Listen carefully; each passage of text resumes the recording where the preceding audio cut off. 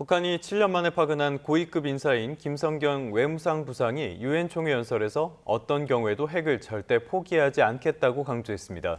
그러면서도 북한을 존중하고 우호적으로 대하는 나라와는 교류와 협력하겠다며 북미 대화의 여지는 남겨놨습니다. 유엔 총회가 진행 중인 뉴욕을 연결해서 자세한 소식 들어보겠습니다. 이승윤 파원, 북한이 비핵화는 불가하다. 하지만 자신들을 존중한다면 교류는 가능하다는 방침을 동시에 밝혔죠.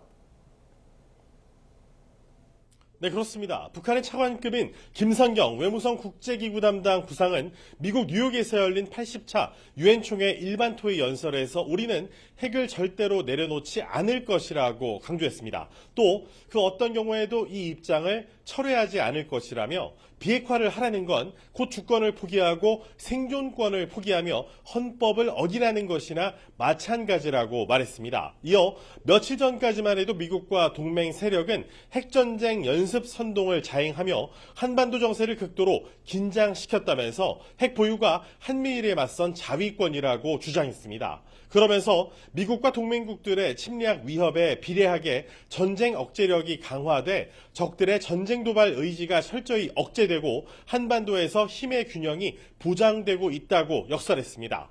다만 침략과 간섭, 지배와 예속을 반대하고 자주와 정의를 지향하는 모든 나라, 민족들과 사상과 제도의 차이에 관계없이 협조할 것이라고 말했습니다. 특히 북한을 존중하고 우호적으로 대하는 나라들과의 다방면적인 교류와 협력을 발전시켜 나갈 것이라고 강조했습니다. 트럼프 대통령이 김정은 북한 국무위원장과의 대화 의지를 여러 차례 피력한 가운데 김정은 위원장도 최근 비핵화 요구 포기를 전제로 북미 대화 재개 의사가 있음을 시사한 상태입니다. 북한 김성경 부상의 연설 직접 들어보시겠습니다. 우리에게 비핵화를 하라는 것은 곧 주권을 포기하고 생존권을 포기하며 헌법을 어기라는 것이나 마찬가지입니다. 우리는 절대로 주권 포기, 생존권 포기, 위헌 행위를 하지 않을 것입니다.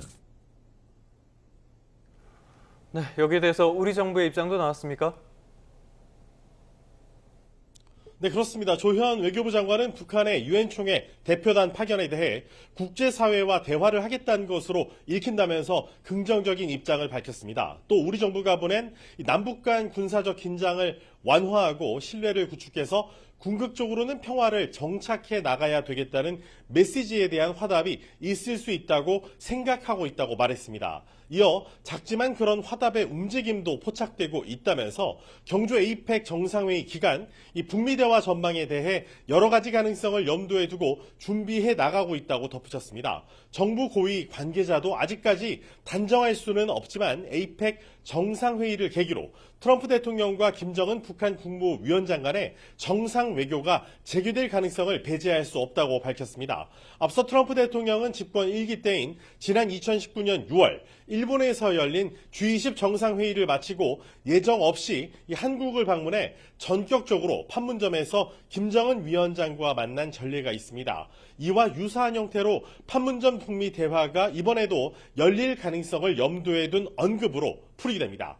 북한이 7년 만에 김성경 외무성 부상을 단장으로 하는 고위급 대표단을 파견한 것도 이 북미 간 대화 채널 재개 가능성에 대한 기대감을 높이는 지점이라고 설명드릴 수 있겠습니다. 지금까지 뉴욕에서 YTN 이승윤입니다.